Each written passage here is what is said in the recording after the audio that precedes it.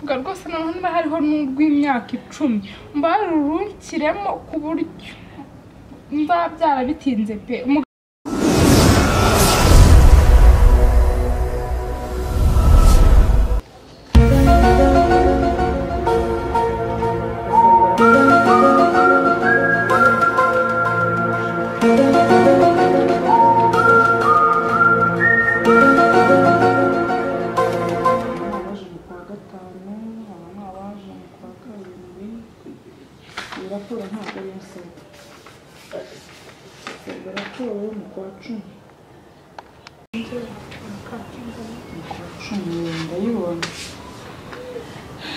dufite akazi katoroshye koko. Iyi raporo nyibuze ntabwo byanywa amahoro. Ndashaka ahantu yikopororera kugira ngo bitazongera kundushya.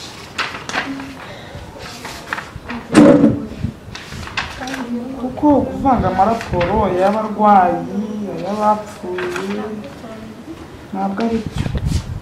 Ay'ababoneza urubyaro. Raporo rero nazo zirancanga kandi n'igihe wazanditse nabi narabivangavanga, ariko ntacyo ndaza kubikosora. Ndabikosora nitonze akantu ku kandi.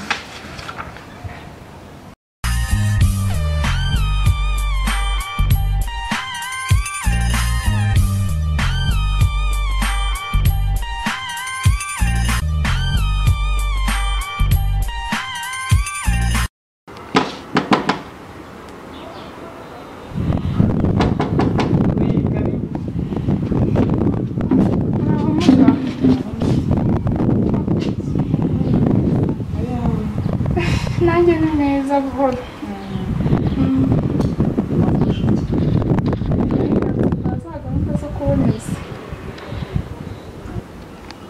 Uza kuboneza ku itariki zingahe? Kuri 39. Itariki 39 z'ukwa kangahe? Z'ukwa kabiri. Itariki 39? Ariko abarwayi mwabaye. Yewe muganga we. Itariki 39 zibaho. Uzi ko hari umudamu waje kwandikisha umwana mu gitabo cy'irangamimerere.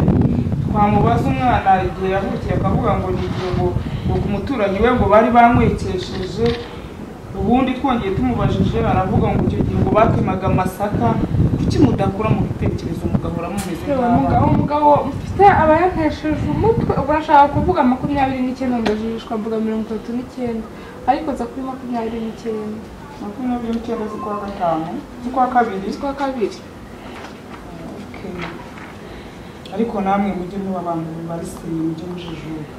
Itariki 39 koko. Yewe muga ntago bizi ibibazo by'urugo iyo byakurenza umuntu umutwe urawutaye bakumva mvugana 40. Ujyane kugerageza kugenda wiyubaka none se watumutwe nta muntu ushoboye. Ibibazo mufitanye mujye mubiganiraho kandi mugire ibisubizo.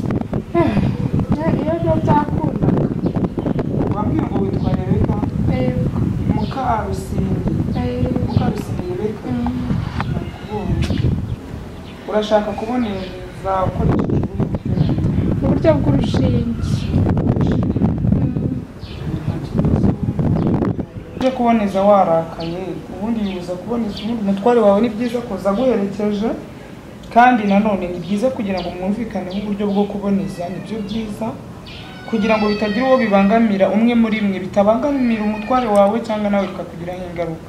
None kucyumva ko twagutera twaguha uburyo bwo kuboneza bw'imyaka myinshi, waba wabitekerejeho? Abitekerejeho mugana bitekerejeho pe. Mufitanye amakimbirane akomeye cyane, abayanesheje umutwe buri munsi yewe.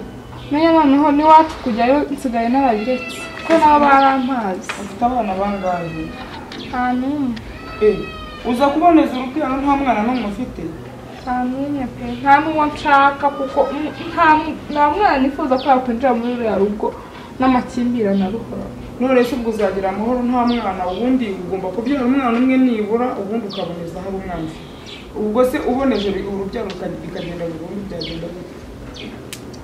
namwe muzajya nyine mukoresha uburyo bwiza ku buryo urubyaro rutazagenda burundu. Okay, oya nta kibazo, twebwe turabajyanama b'ubuzima tugomba kubagira inama.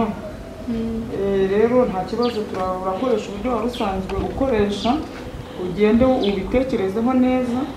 Niba uzafashe umwanzuro w'uko uzafata none uzakoresha uburyo bw'igihe kirekire, nabwo uzongera ugaruke wabitekerejeho neza udafite uburakari.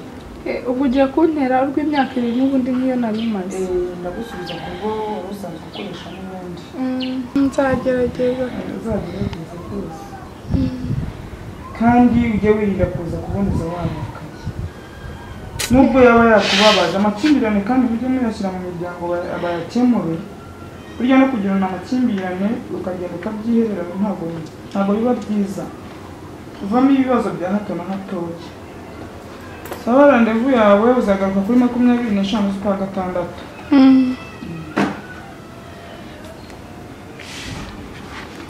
Shatse wakwigendera nta kibazo. Sawa, murakoze cyane.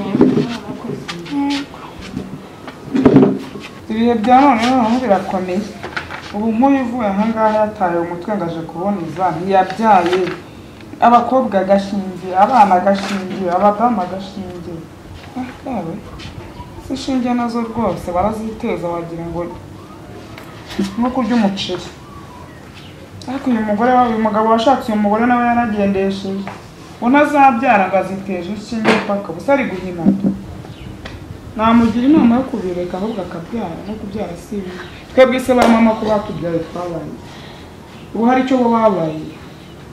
Ariko abantu babitwaza ngo ishinge. Niho bavira babibirunga. Mbese nikorera akazi kanje yaba yambirije.